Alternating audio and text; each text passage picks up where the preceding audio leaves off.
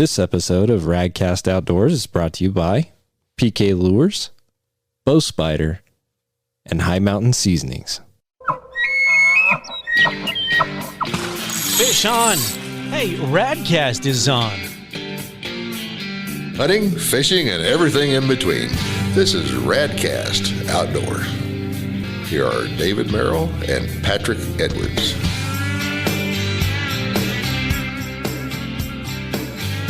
Well, hey everybody, welcome to another episode of Radcast Outdoors. I'm Patrick Edwards. I'm David Merrill, and it is fall time, so you know what that means, Patrick?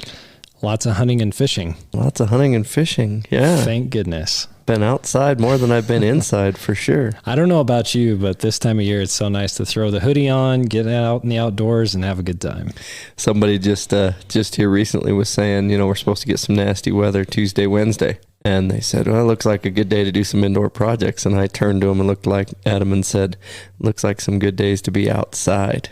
That's right. Getting outside. I remember last year, I mean, we had weather really early. Remember that? That was like all the branches broke off my tree. October 10th, we got that heavy wet snow. Yeah, we had two big ones. September 4th and October 10th, we had snow at my house last year. And I mean, you look outside right now, it's gorgeous. It's great fall weather. And, you know, I wanted to talk to you about this. I mean, you've had a chance to spend some time up in the hills, up in the mountains, play around with the horses and the bears and everything else. So, you know, it's always one of those fun things. I remember when my dad, he used to go up into the Hoback and they'd take horses and they'd go way in there. And every year he'd come back with some great stories about the backcountry and the different perils and things that you deal with when you're back there. So I was like, I think it'd be good to talk to David about this and just hear how the season went.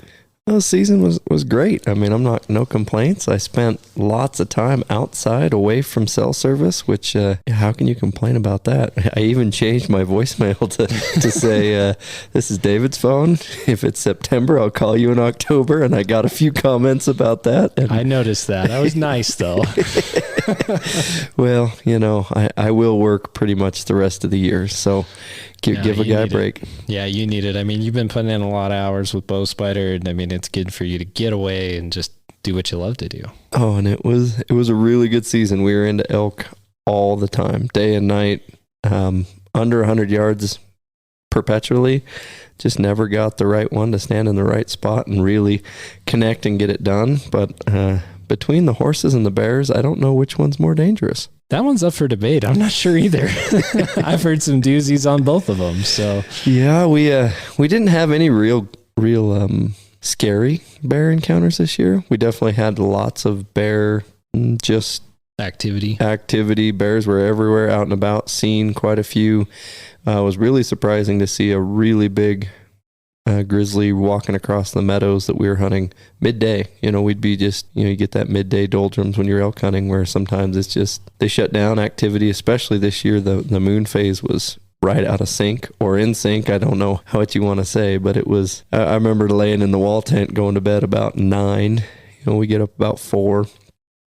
And about 10 o'clock, I kind of stir in my sleeping bag and look. I'm like, would somebody turn the light off outside? Because the whole tent's illuminated, and you go look outside, and that moon had come up. Full moon, middle of September it's not a fisherman or an elk hunter's favorite friend. No, it's hard because, I mean, then the animals are active at night when you're not out hunting and actively shooting. And so that makes it tough for a hunter.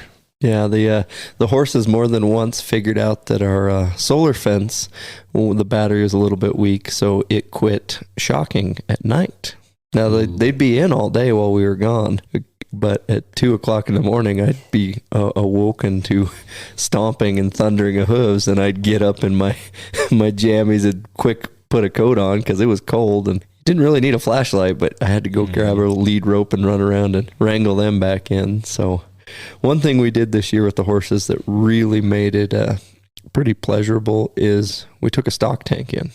So the last 2 years, we've just been watering them morning and night, right? So you have to be back for sure. And the horses in camp are a lot of work. Now, they definitely, I mean, they earn their keep. They make where we go and what we do viable. I mean, a lot of the places we hunt, you put a bull down, it's going to take 2 guys, 4 trips, which, I mean, you're pretty much 1 trip a day, maybe 2 if you really push it. I mean, you're talking 6 hours round trip sometimes. And so you do that to 2 guys and you're pretty well burnt for a couple days. You need a camp day just to get off your feet. So having the capability of, we hang the meat like I've talked about and run out, grab the horses, run back in and make them carry all that weight is, that's one thing we've talked about on this podcast before. If you're going hunting, have a plan for if you're successful. I mean, don't, whether it's antelope in August, like we've talked about, I mean, the best thing with those is get the skin off, get the hide off, get the guts out,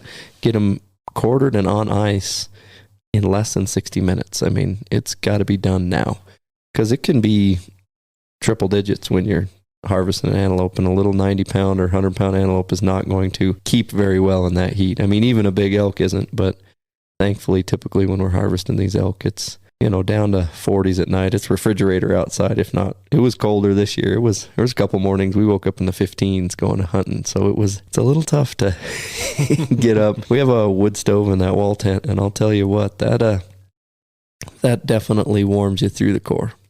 Yeah, but that was nice to be able to come back in and crank it up and heat up a little bit. But I wanted to ask you what your strategy was because of the full moon. I mean, did you approach anything differently? We ended up getting up actually a little bit earlier, actually locating those bulls in the dark, using a locate bugle and trying to just, through echolocation, figure out where they were headed for their bedding time. And then we'd just follow them. Instead of, usually we're just trying to intercept them between their feed and their bed.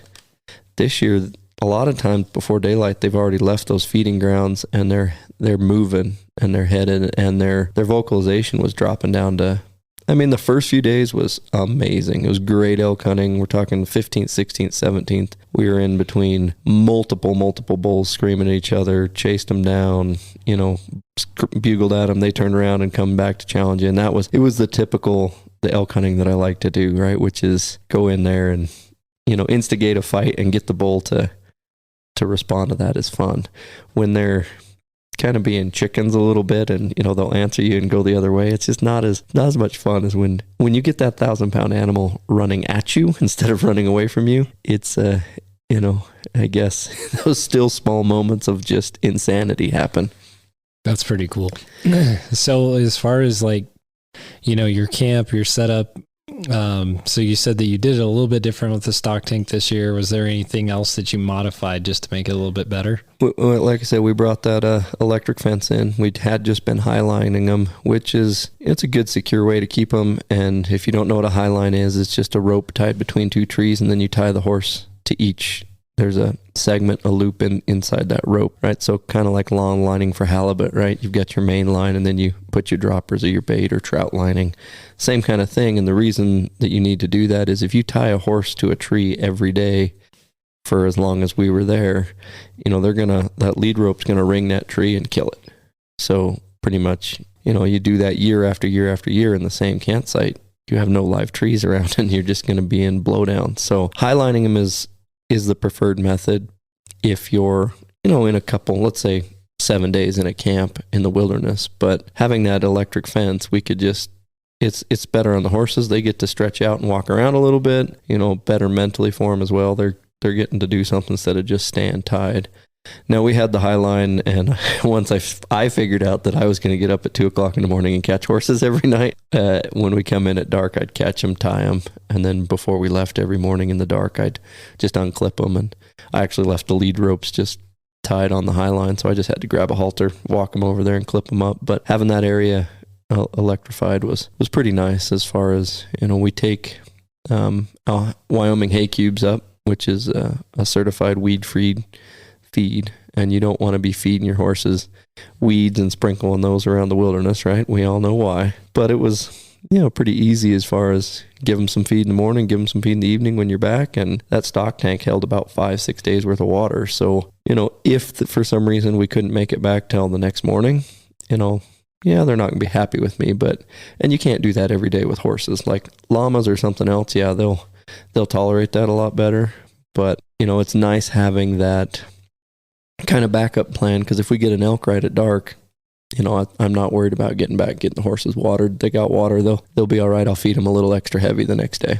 Yeah. Well, those Wyoming hay cubes are growing across the street from me. So it's pretty cool that you're hauling those up there. But those do come in handy, I'm sure. Oh, you can get certified bales, but it's just volume of how long we're up there and how much feed we actually need. It's not cost conducive. It's expensive. It's like 5x per day what my normal horse feed is here at home, but it's worth it to have, like I said, having those critters there, having horses there, having that backup plan in place of what we're going to do with meat once an elk hits the ground. It was worth it. And like I said, this year was a tough hunt. We had several tags in camp, several guys, had lots of encounters, lots of opportunities just between the moon, and then we got some snow. And I'll give everybody a tidbit. The last 3 years when it snowed during archery season, I get really excited. I'm like, oh, I get to hunt elk in the snow. Every year their activity level decreases 75%. We still called bulls in, we still had fun, but for about 96 hours after that, and it was enough snow that you could track in it, right? We're not talking just a flurry. My opinion, elk hunting in the snow archery season, if you want to be actively calling bulls in, is not. if it snows again next year archery season, I'm gonna take off and go mule deer hunting for 2 days. Yeah, it changes the game, but in response to that, you got to change your game, obviously. And so you guys, I'm sure, made some adjustments. But tell some of the stories of some of the encounters you had and some of the opportunities, and maybe what maybe you would do different next time. So we did a lot of actually 2 and 3 man team, and the 3 man team seemed to be by far the most effective. And so we're bouncing around these meadows, feeding where they're coming out big meadows, and they're going back up to benches above the meadows to bed, and we're catching them somewhere between there. You really want to catch them kind of while they're still out in the meadow, so you can position yourself where you think they're going to go, and you might not even have to call. You could just slip around that meadow, and while they start, slowly feeding their way out of the meadow, you can just walk right along the edge of the meadow and intercept them. But this year wasn't that, so there's one bull in particular, and an arrow got shot at him, but he didn't end up getting him. But we had a 3-man team, and this particular morning I was the main caller. And then we had the shooter and then a backup shooter / backup caller, right? So if you think about 3 guys strung out in a line, the first guy is kind of the shooter, the guy in the very back is calling, the guy in the middle can do either. If the bull slips around the first guy, the second guy is going to get him. But we did a lot of calling back and forth between that guy and myself, and we got this bull just fired up, and we actually crossed the bottom of the drainage twice, crossed the river, and climbed up. Basically, the bull was on the north side. We climbed up. He answered us a little bit on the north, but there was a bull on the south side that it was answering a little more aggressively. So I was like, let's go after that one. We got over there, climbed up to his bedding area, and crickets, silent. And we were over there set up for about a good half hour, and we've got a pretty good, make a bunch of calling, make a bunch of racket, sit down and be quiet, especially that late morning, 9-10 o'clock when they're going to bed. You may just get a bull that is going to go put his cows to bed and circle back around real quick and see if there is a lone cow there. So that cadence, that rhythm of calling, you and I want a cow call, and 60 seconds later want an elk to roll in. In their world, they can come back 20 minutes later and come see who's there, and that's fine with them. They for some reason have something on their mind or agenda. So there's a lot of people out there that are smarter and wiser than me at this, but definitely this year we utilized the tactic of, like I said, we crossed that river south, chasing that bull, got up there, ripped a couple big bugles, about 20 minutes of quiet, and that bull to the north just started firing off. And what we figured out is that bull had actually was working on his way to his bed. He was pretty active bugling in his feeding area, less active when he was moving, and once he hit his bed, then he started talking to us. And so we crossed back north across that creek again, and it's, you've got to climb some pretty steep banks in and out of the creek. We're not talking 10 feet, we're talking 75-yard pretty sloughy bank down to the creek, get across the creek, climb that 75 yards back up before you can even hear anything. So that whole time you're transitioning, you don't know if that elk's still going to be there or not, and it's a lot of energy and expense, physical capital just to get it done. So we happened to cross that, and he had come down back out of and come down and gone up in that half-hour window. So we started sneaking up there, and this was actually the second morning we were working on this same bull, and he had done the exact same thing. And the morning before, he'd got our wind. And that wind at about 9 o'clock in the morning, the sun has come up, it's hitting those north faces, really heating them up, and that's going to start lifting the air as the air's warming. But the backside of those, the air's still cooling, so it's still sucking down. So you get really swirling wind depending on which side of what ridge you're standing on. Now, by 10, 11, you've got full sun, full heat, and you pretty much have enough draft till the sun goes behind the hill in the afternoon, evening. So, you're going to have early mornings. Usually you got wind going down. Mid-morning, the wind just swirls all directions. And then, all day it's going to blow up till mid-afternoon. It's going to swirl. And then sometime in the evening, it'll start blowing down. I mean, Patrick, everybody says play the wind, play the wind, play the wind. And you have to. I mean, elk can see or smell. I mean, they can smell you 200-300 yards away, and it only takes a breeze blowing their direction. It can be blowing, let's say the wind's blowing south for 40 minutes straight, and you're climbing, the bull's north in front of you, you're climbing up, and all of a sudden you just get a little gust for 3 seconds on the back of your neck. If you're close enough, your scent's going to drift up to him, and it's all over just that quick. I mean, you can invest a ton of capital and time. So that wind you can't, especially in the mountains where we're at, you can't ever predict it. You can't guarantee it. You just have to do your best and realize you're going to mess up more than you succeed with the wind. And I had some people ask me that when I went on my pack trip. They're like, which way is the wind going to come out of? I was like,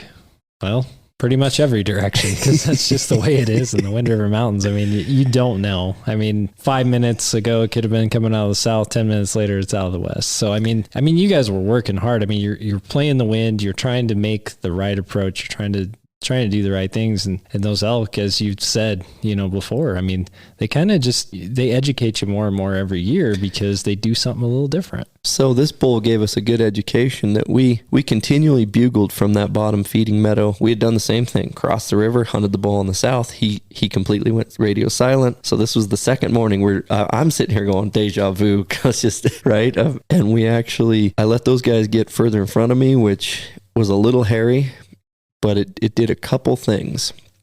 One was the day before we acted like a continuous herd that was moving closer to him. This day I acted more like a herd that was down in the meadow feeding, and we were definitely corresponding back and forth, him and I. And I just kind of kept his attention and kept him vocalizing enough while the other two guys slipped in to about 90 or 100 yards away. And then we went radio silent for about 10, 15 minutes. And I moved right up behind them, and I moved up to where I thought they were. They'd moved far enough up and through the timber that I wasn't quite sure where I was at. And a couple times I looked around while I was loudly cow calling and bugling and raking a tree going, those guys are about 100, 150 yards above me. If a bear just appears out behind one of these trees, I'm lunch. And, we're not talking that I'm paranoid of bears and we're down here in the flats around your house, Patrick. I'm talking we're a mile past the meadow that we've seen the grizzly walk across midday and not even give a care in the world, right? So we're in his back pantry basically, and we're acting like his supper. So, I was a little concerned about that, and I finally was like, I carry 2 cans of bear spray and I carry a 10 mm. Hard cast bullets. 1 can of bear spray is clipped to my backpack. The other can of bear spray is actually in the pocket of my pants. If I'm, for whatever reason, take my backpack off, and it happens sometimes during the day, you go in the bathroom, taking a nap, whatever, but I pretty much religiously try and keep my backpack on. Kind of 2 thoughts is, if I do get mauled, I'm going to let that bear have the backpack, right? If you can. Yeah, I'm going to try and roll over in the fetal position on the ground, and hopefully one of the guys that's with me will come deal with the bear. I've seen guys, they put their pistol on their hip of their backpack. That's fine, but keep your backpack on. Right? Yep. So on this bull, I'm getting a little nervous of, I haven't seen or heard these guys for about 10, 15 minutes. I know approximately they've climbed up just to the cusp of the edge of the bench where that bull had gone the day before, and I creeped up there. And I moved probably that 150 yards silently over about 15 minutes. And I got right behind him, and we changed the type and volume of bugle that we used. And we bugled about, 90 or 100 yards away from his bed. And he came unglued. I quickly backpedaled about 50 yards and sidestepped up the drainage just a little bit so that I could shoot my call kind of downhill and around the hill from him instead of just straight at him. So basically I'm calling 180 from the bull, even though I'm, that close. And that bull came on a string, and he came right now. I think he came in about 17 yards from the shooter. And the day before, when he was coming, the shooter was moving a little bit and the wind switched. So he caught movement and he caught smell at about 50 yards. This time, the shooter's stationary, and that bull thinks that there's somebody coming to interrupt his nap time in his bedroom. And so that tactic of I was 250, 300 yards away, sounding like a bunch of elk. The elk all went quiet. All of a sudden, there's an elk 100 yards away, about 15-minute time span difference. And like I said, we went from a high-pitched 3-note little locate bugle, sounding like a little bull with a few cows, to that deep, guttural, big bull chuckling bugle, and just basically said, "Hey, I'm here. I'm going to kick your butt." And he said, "Oh, yeah? I don't think so." So it was intense going from when the bugle's echoing at 200 or 300 yards. It's like what we hear on TV. It's that wispy, high-pitched, somewhat audible, but when they're bugling at 90 yards, Patrick, it's a intestinal bowel shaking. I mean, you feel it before you hear it. It's just that raw. It's pretty powerful and intense. And if you haven't ever been, that close when a bull just screams at you, "Hey, you're in my space, go away," it's an experience all of its own. So what happened when this bull comes in on a string? Then what? He came in straight at the shooter. I think it was 17 yards, and shooter sounds like he was already draw back, calm, steady, had ranged it, and the arrow just didn't hit the mark. And that frontal shot it's very lethal. I've been on 4 frontals, and it has to go where it's supposed to go, and you're talking about a grapefruit size target. So it's not a 35 or 40 yard shot, it's a 10 to 15 yard shot. And what I found this year was you really need to pay attention to the back 2 feet. If you can see more of one of his hindquarters than the other, he's not straight enough on to take that shot, and you need to just wait till he turns, right? Or wait till he keeps coming past you, which is hard. It takes a lot of restraint when you're talking 15, 16, 17 yards, but you can't wait and try and shoot him while he whirls. What you're going to have to do is, if you don't have that shot and it's not, he's basically got to come straight at you. And the goal of this whole game is to get them to actually come past the shooter, right? They're coming to look at the caller and meet up with these other elk. So the goal is, hopefully, if the wind's right and you've done everything right, he walks right past you. But it's elk hunting, Patrick. You can't predict any of it. So it just didn't happen. We did get the arrow off the string, and that's, there was a real high of, hey, we just got a great shot on a great bull, and we're going to get this. And then you went through the finding the arrow and finding and tracking. And ultimately till later afternoon of going, yeah, this is not going to end the way we thought the story was. So, definitely doing your due diligence. Broadheads need to be, everybody talks about broadheads all the time, and this and that. Shot placement vitally is more important than broadheads. They need to be a quality brand, a quality construction. You're not going to use broadheads you use on whitetail, on elk. Some of those broadheads that they market, a 2.5 inch cut, you hit a big bone on an elk and you're not going to have a blade left, right? But you also don't want to be shooting little 1/2 inch or 3/4 inch, inch and a half, up to 2 inch cut, good solid construction. Mechanical or fixed is fine, but being accurate with them, and that's more important, because honestly, you put an arrow through both lungs and they're not going to live. Doesn't matter what broadhead. Yeah. So tell me a little bit about the equipment. I want to talk about bow spider. I'm sure you guys were rocking the bow spider as you were doing this hunt. So how integral was that to the game plan and helping you do this hunt? Well, we talked about the snow, and the day it was snowing, we were just hiking and bugling, and I caught movement because it's, the whole ground's covered with snow at about 90 yards running full trot at us, and a medium-sized 5-point was just coming. Full on coming. I just had a bugle tube and my bow was clipped on my bow spider. And the guys behind me commented they were amazed at how fast that bow was off my back. Arrow knocked in at full draw because that bull, at full trot at 90, he came in and stopped at about 48 yards just because the way the terrain was. I was in the saddle. He was coming to the saddle. He got to the saddle where he could see where he heard that elk, and we followed his tracks. He'd been trotting downhill for about 500 yards in that snow. Never made a peep. Never knew he was coming. Nothing. So I made the comment to the guys. I said, yeah, it's my company, it's my product. I should be using it, but dang, I love this bow spider, right? Because I'm to the point now, it's either on my hip or on my back, on my pack, and my bow comes off when I need it, and the rest of the time, and I did 50% calling and 50% hunting. Half the time I was the shooter, half the time I was the caller, and I had my opportunities, and it was a great season. It was probably one of the best as far as elk encounters, elk activity. Part of it was, like I said, we probably got up a half hour earlier every day. We were a little bit smarter about where we went, playing the wind. I wasn't always pushing 10 miles deep every day. There was a couple days that we went on a normal David walkabout, and you ask my hunting partners what that is, and David just kind of puts the afterburners on and wants to see what's over the next ridge. But there's a lot of days we just crept up to a meadow and chilled out and got into quite a few elk. So that bow spider, honestly, Patrick, we're talking, you're doing an average of 10 miles a day, but some days are 12, some are only 8, like I said, just because we played it cool this year. But over half that's off trail. We're not talking we're on a nice little horse trail like when you and I go fishing to a lake where you're Sure.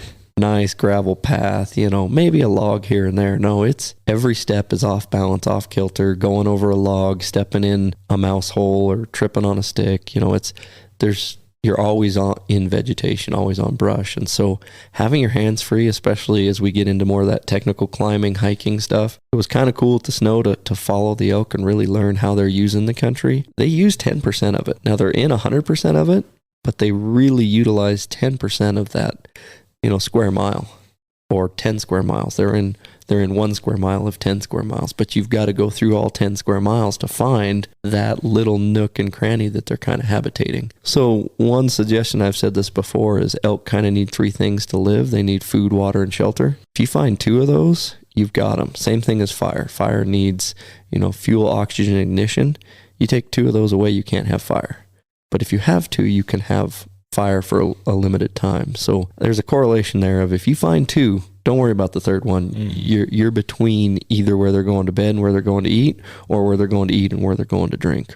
So it was, everybody in camp was rocking a bow spider, and I don't think they were rocking them just to please my ego. It's because it really is a tool that is that useful. Well, it's better than carrying it around in your hand. So if you guys are out there and you are interested after hearing all that, go to bowspider.com. You can pick up your very own bow spider. You can get some extra receivers so you can mount them in a few extra spots and see how much of a game changer it is for you. So I packed my primary bow and my backup bow, 2 receivers on both headrests, and my backup bow is a 10-year-old bow, but it's one that I've kept around. I shoot well, and if I was to have any sort of equipment malfunction, instead of, hey, I got to go to town, go to a bow shop or go to a press or whatever. No, it's grab the other bow that's tuned up, ready to go. It'd be like going fishing with 1 fishing pole or 2, right? Yep. Yeah, I always take a backup just in case. But you were talking about horse wrecks. I want to transition to that a little bit and kind of horse adventure stuff. So tell me what happened with horses this year.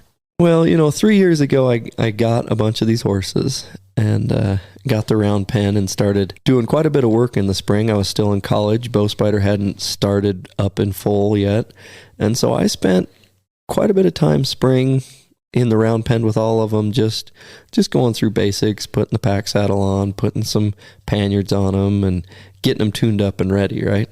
And summertime, we did a few pack trips with some young men and did some other stuff and got them out and used them. And we didn't have any issues, like really any, so to speak. The last 2 years, I've had 0 time in the spring and summer to really spend with the horses, right? So it was a scramble just to get shoes on this year, and I drug my feet on getting a farrier and miscommunicated with another farrier, and it just didn't get the pig to the zoo, so to speak, and I ended up getting to put shoes on, which was a good skill to learn. I'm glad I did it and bought all the equipment, and if I ever throw a shoe, I feel very confident that, those shoes that I put on the horses are still on there, and none are lame. So, and now I wouldn't recommend everybody go out and do that. It took a lot of, I've been annoying my farrier for almost 3 years of just, when he comes, I'm grabbing my nippers and my file and in his way more than anything. But like I said, it's to the point now, can I do it? Yes. Do I want to? No. But back to, horses didn't get put in the round pen this spring. I think I grabbed the horses 2 times and went riding, threw my boy on one and threw on the other one. We went in the arena and went riding for an hour each time, right? That's not a lot of saddle time for a year. So we ended up getting 2 bulls rifle season, and horses are still there. So I'll run and grab them, ran and grabbed them, and rode all the way in the trail. And it was awful nice to, been hiking in and out of this trail for weeks now, days at least. And to ride in, it took me what was about an hour and a half hike. It took me 15 minutes, right? Now I sweated the horse up a little bit, but it's pretty nice to not use your 2 feet and use somebody else's 4 feet to, especially, you're climbing a couple hundred feet here and there. And when you're climbing a couple hundred feet, that doesn't sound bad, right? Well, when you're at 88 and you're going to 91, it's there's not much air up there, Patrick. So we got into these 2 bulls, and it's 12 bags of meat, 8 quarters, and then the back straps, and then all the neck and brisket meat. And so we got all these packs, and yes, a seasoned horse can definitely pack a whole elk by itself for very short distances. I wouldn't be going over technical trails and doing 12 miles and doing that day in and out. But we're talking 3-4 miles. Yeah, a horse can do it, especially on cattle trails that are pretty untechnical for a horse. Technical for you and me, but, they're more athletic than We loaded up, and doubled up quarters on each one, put horns on one, and then we put some bags of meat on us and started leading them out because we just had the 2. Well, when we first, I got one that's half Arab, and I think it's half crazy too. But it needs more time. But they're just, you get a good quarter horse, and they're pretty straightforward sound, not super spooky. You can mess up around them and they just kind of tolerate it. The Arabs, you crinkle a can or a bag wrong and they're bucking all the way down the hill just because they feel like it. So we had a little bit of a rodeo just trying to get meat loaded up, and tore one of the pack bags right there. And so that made it even more difficult because now we've got 4 panniers. Well, one's torn. And so we're trying to repair it and get kind of double the load I would normally put. And just for everybody listening, what I would normally do is put the fronts in 2 panniers, and then I'd take each one of those bags. I take 1 bag and put the neck meat and all the extra burger and any other meat, the brisket meat in there. And that pretty much offsets the back straps and tenderloins. And so I put those 2 bags and the 2 fronts on one, and then I'll put the hindquarters and the horns on the other and go out with no meat on my back. And that's ideal.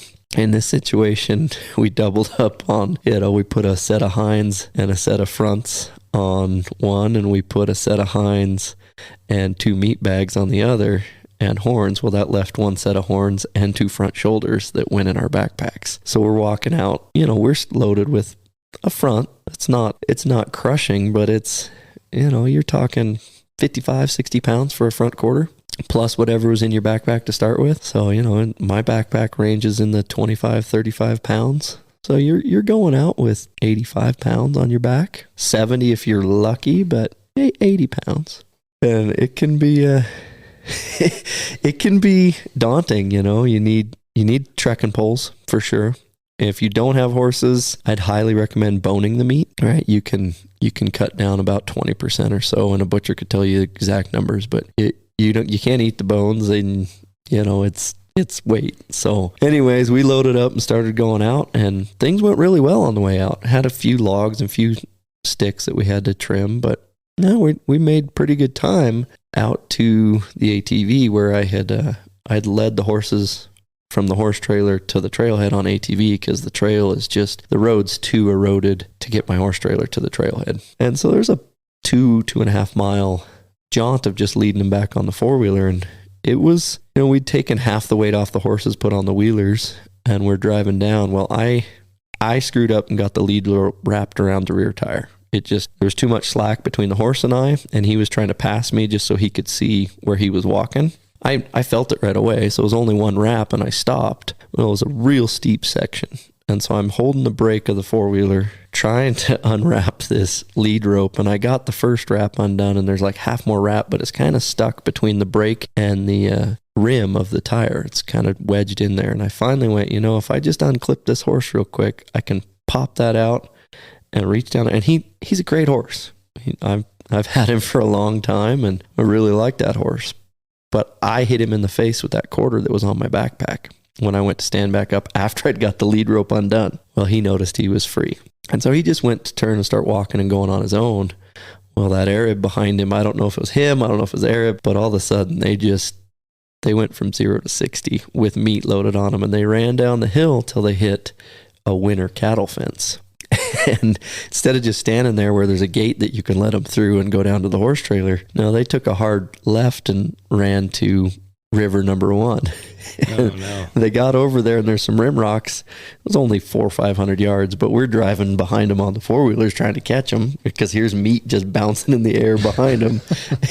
It's funny now. It wasn't funny then. This is after all day of hiking and packing and quartering and running back and forth and out to go get the horses. Well, I get to the gate, I get in front of them, they've turned around, they're coming back. I kind of put both my hands up like, hey, I'm going to stop these guys. And they dang near run me over. Well, they ran about 2.5 miles along that fence. All I could see was dust. Jeez. And this is, 5:30, 6 o'clock at night, and it's 100% my fault. And I'm pretty mad that I just didn't ask the other guy that was with me to just park his wheeler, come hold this horse real quick while I get this untangled, right? Or my other thought was I could have taken the other end of the lead rope and just threaded it through his halter while I stood there and did the other end, right? So there's lots of coulda, shoulda, wouldas after. Well, surprisingly, we had that one ripped panniard, right?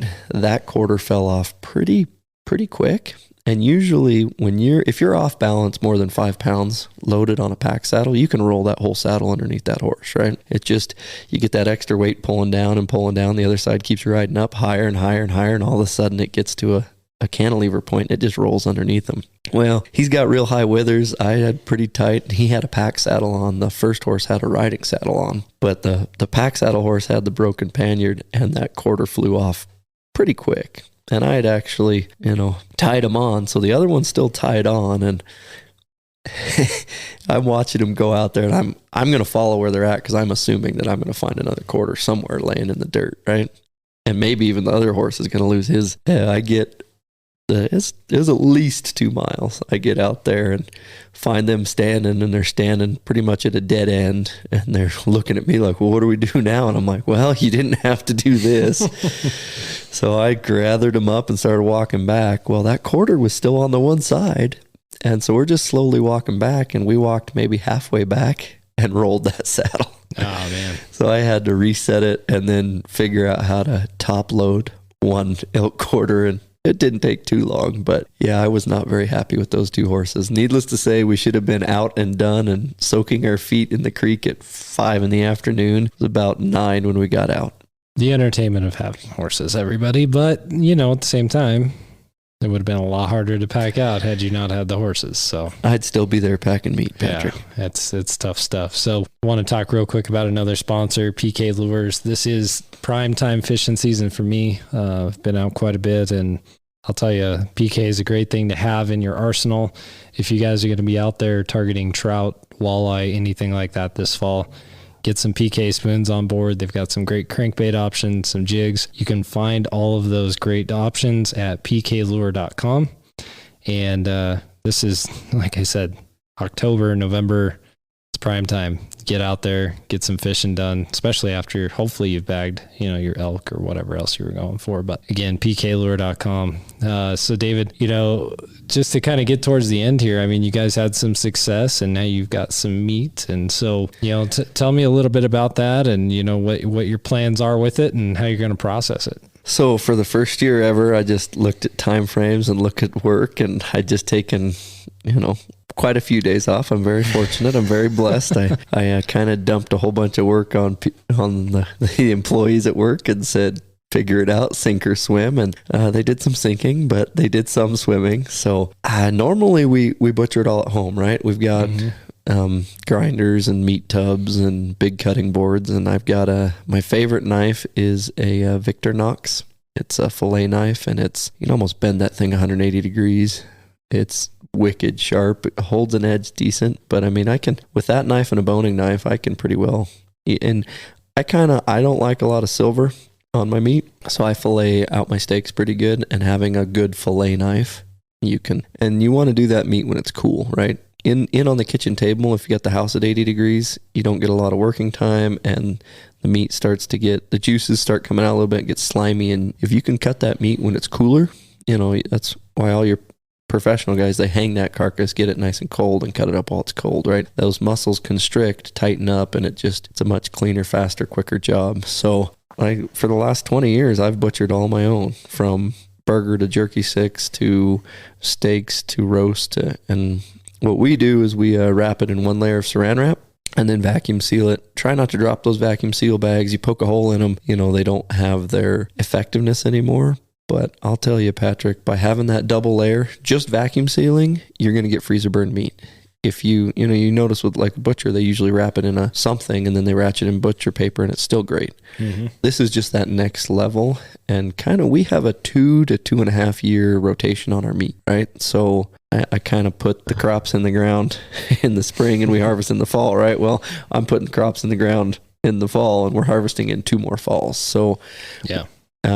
We have a stand-up freezer and then 2 chest freezers. So wife will go through and organize that stand-up freezer, what we're going to be eating. And it's just, you want to eat that older stock first anyways, but I don't want to be in April, May running out of elk meat, right? So I like to have quite a bit of deer and elk in the freezer, because that's what we eat. I mean, if we're having spaghetti, if we're having burgers, if we're having steaks, you're going to be eating venison at my house. And so having that extra protection, and there's been once or twice, I remember I shot a bison in 2016, and in about 2018 or 19, we found a package, and I think it was 16 was the bison. So it's a 3-year-old package of bison. We opened it up. It was still vacuum sealed, still tight, saran wrapped. It was as good as 3-month-old or 6-month-old. So yep. But this year I dropped that bull off at the butcher and said, cut and wrap it, please. And I went back to work that same day. And I've been working since. I still haven't changed the voice message.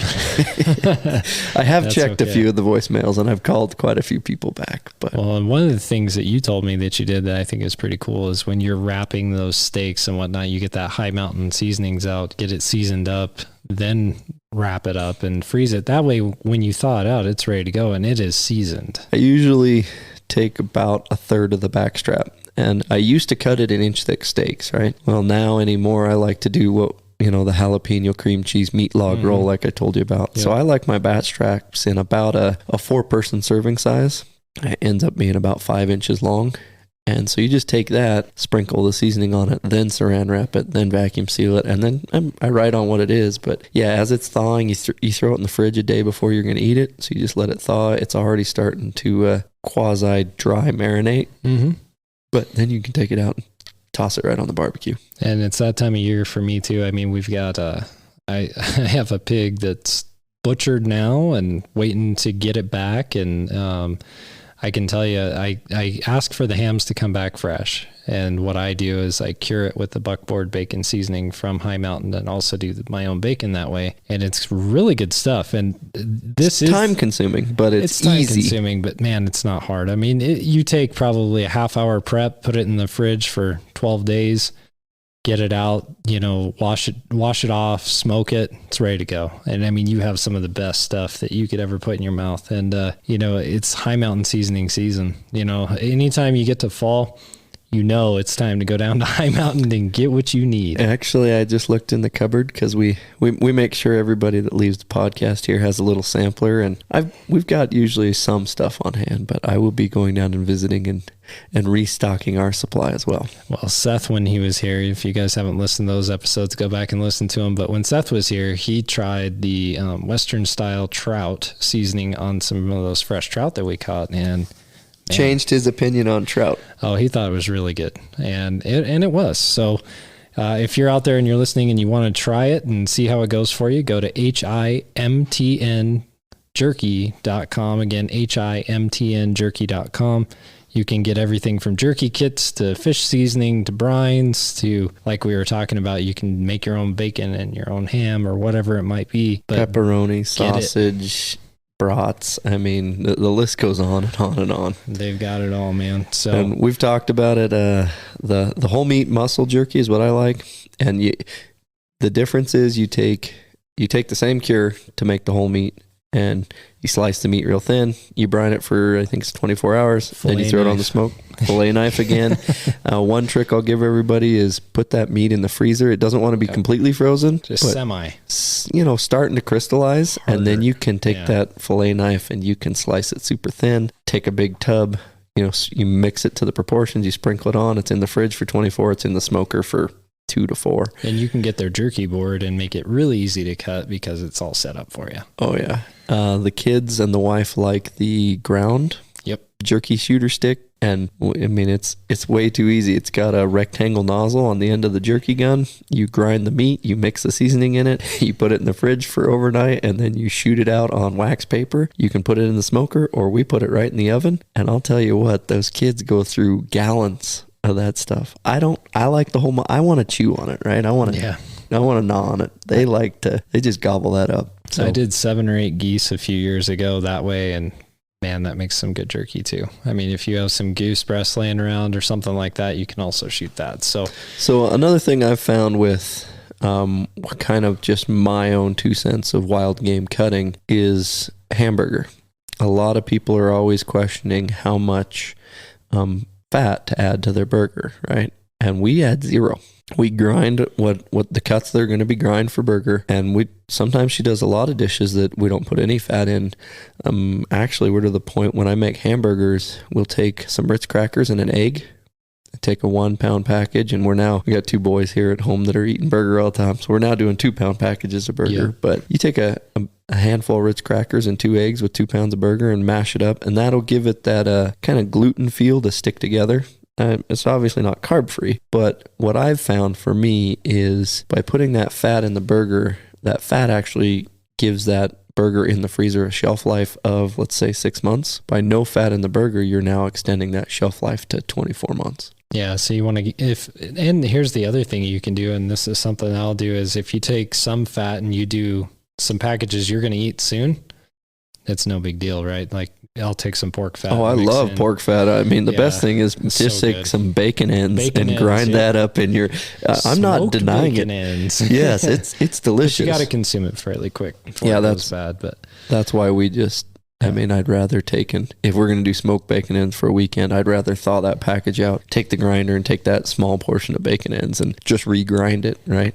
Yep. It's a little more labor. Yeah, you're making the grinder dirty again, but I don't like taking burger out of the freezer that doesn't taste good. No, I'm with you. And I think that's a good place for us to stop. I mean, you had an adventurous year. You got some elk in the freezer, well, you will have it here shortly. And, it's good just to talk about it, kind of go through and evaluate, what did I learn this year? What's changed? And so it was kind of cool to hear, some different things, especially with the full moon, how things had to work out. But I mean, you guys changed up the game and we're successful. So that's what matters. Yeah. Definitely. I'd say be careful out there. We had one endeavor where, we drew blood on a person. I'm not going to throw the guy under the bus and not going to drag it out. If you followed along on Instagram, you've already caught some of the story. But basically, we have frail bodies and we're running around with sharp implements. Just be careful. It can happen in fishing too. Yes. I will tell a story on myself. I did stick myself pretty good in the finger with a fillet knife at Seminole Reservoir last year. it sucks. So just be careful. That's the biggest thing. Well, where we're at is you don't want to be, we're not easily accessible for emergency services. So, Yep.